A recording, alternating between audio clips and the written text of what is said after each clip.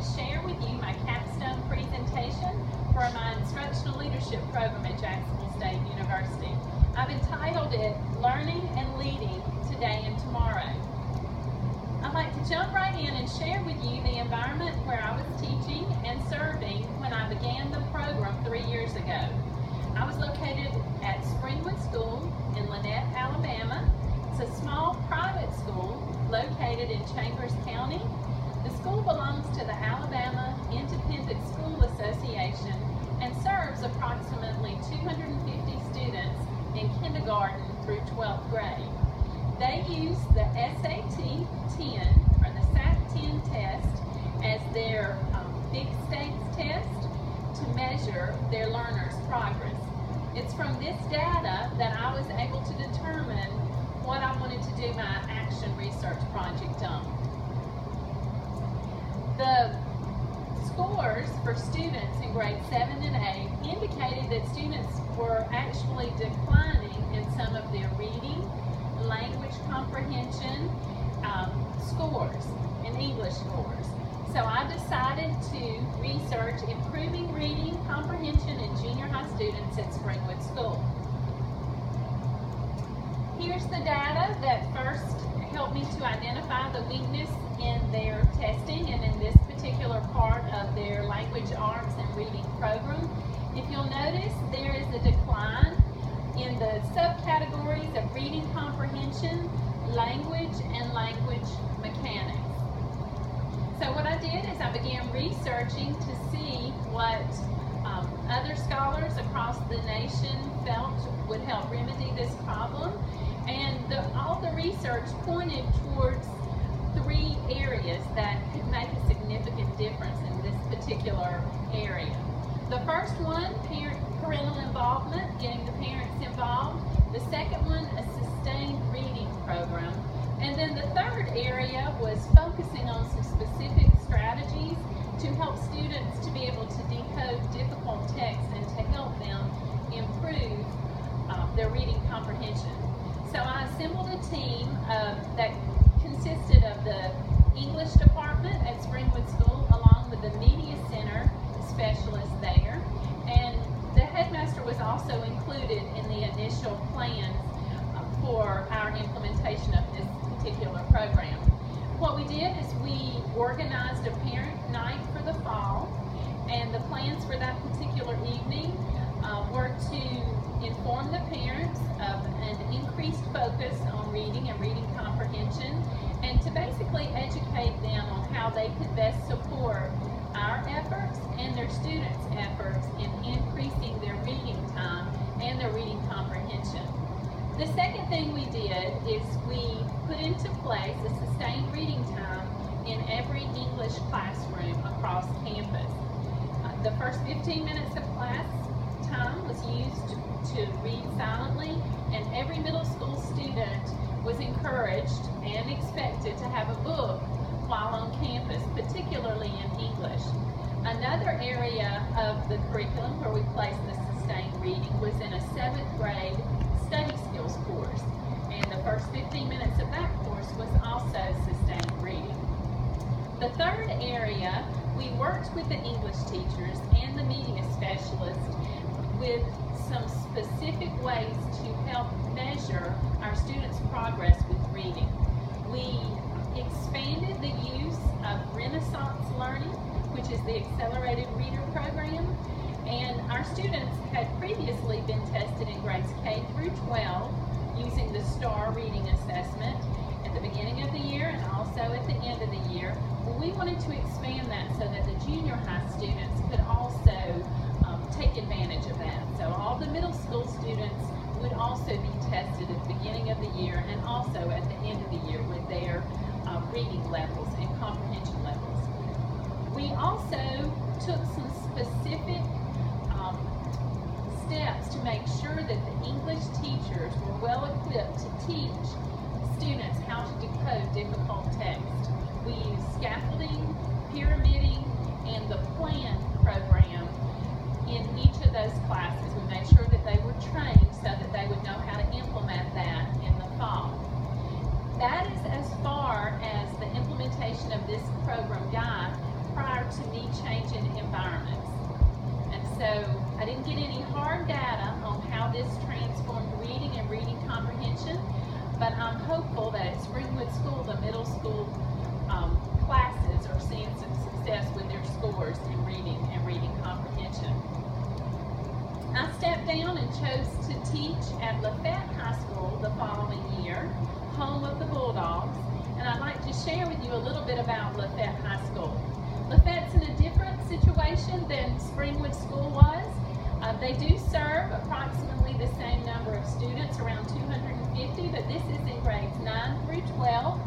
These students are 90% African American, 9% Caucasian, and 1% Hispanic, and our school, unfortunately, is on the failing school list. Many of our students are 99% are on free and reduced lunch, and they face some poverty-related factors that can make learning a challenge for them. One thing, however, that is to be noted about Lafayette and the environment there is that they are extremely athletic, and that the culture and the community supports athletics at Lafayette High School. They are a spirited bunch of individuals, and they are very successful in the athletic arena. On the heels of the failing school list report and findings, we decided as a leadership team that I had been placed upon that it was time to target some specific areas that could help Lafayette High School come off of the failing school list.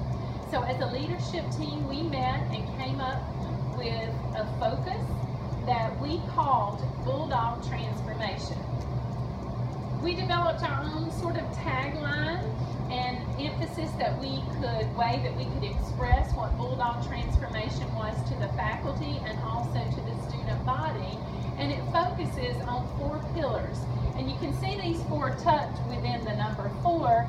They are reading, speaking, writing, and reasoning. So this past year, we implemented Bulldog Transformation right around Christmas time. And the first step was to train the faculty on exactly what was Bulldog Transformation. How were we going to transform our learning environment? This program is going to be successful because, first of all, it has had a very effective implementation to start with. The entire faculty was trained on what Bulldog Transformation was and how to teach the first portion of Bulldog Transformation, which was active reading and the writing of a paper off of a prompt. The teachers, every faculty member was given a PowerPoint and a script in order to be able to teach his or her class when it was their assigned week to teach Bulldog Transformation. And we also used one grading rubric that the leadership team had developed. Now, prior to implementing Bulldog Transformation, the faculty members were brought together. We were given different essays along with the approved grading rubric so that we could practice grading papers so that we could support the teachers in this effort, because Bulldog Transformation was rolled out for every single faculty member to teach and to support. Now, as you know, what gets monitored gets done. So administration was on board with Bulldog Transformation, and a calendar was distributed for faculty and staff members to have their assigned implementation week. The leadership team supported individuals that didn't feel very confident initially with teaching writing, particularly if you were a math teacher or a health teacher, or even the PE teacher was given an assigned week. So an example is that I would go into the math room and teach maybe first and second period of his class on his particular implementation day. Once he got the hang of it, he would take over, so that every student at Lafayette High School was being taught to actively read and write in exactly the same way. We have had some wonderful initial results this spring. We got back together to see the progress that has been made. The number one thing that I have sensed that has improved has been our faculty collaboration time. As we trained and implemented this program, our faculty meetings turned into much more of a collaboration time. All of the teachers noted improved student engagement with written text, increased writing time on the ACT, improved scores on the essay writing according to our rubrics, and also some improved strategic reading and reading comprehension across the board. So those were some super positive results with Bulldog Transformation. Another area that I wanted to share with you that I've experienced during both of my mentorships at Lafayette High School has to do with these personal learning communities. I think it's super important for our leaders not only to lead with the teaching and learning according to the standards, but also to be able to develop our personnel. One of the most important things we can do is to develop our number one resource, which is our teachers. We did this by introducing the Bulldog Cafe, and that was a time where we came together to collaborate. It was give and take, share time, and it was very interactive. Two things that I've been asked to do moving forward as part of my mentorship. One is to lead a couple of book studies. So the two book studies that I've chosen to share with the faculty in the fall are Push Has Come to Shove by Dr. Steve Perry. The second is Total Participation Techniques. Both of these books are excellent growth areas for any professional, no matter which discipline you're involved in. So I really have enjoyed being involved with the development of the personnel on campus. Another area that I've enjoyed has been reaching out to the stakeholders and into the community, which also is one of our standards, through a couple of different areas. The number one area I felt that I owned some leadership in was taking Bulldog Transformation to the Rotary Club meeting and presenting to them how we as a school were combating this failing school status at Lafayette High School. I explained to them our focus on reading and writing and speaking and reasoning, and they were extremely interested and supportive. I've also had some opportunities to lead during the Fall Festival, the Homecoming, which is a very big time for Lafayette High School, and through the parent-teacher organization. It's very important for us as leaders to listen to our community and to bring in ideas and concepts that they might have so that we can include them in decisions that are made here at Lafayette High School. So I want to thank you for the opportunity to share with you today about what has been going on here at Lafayette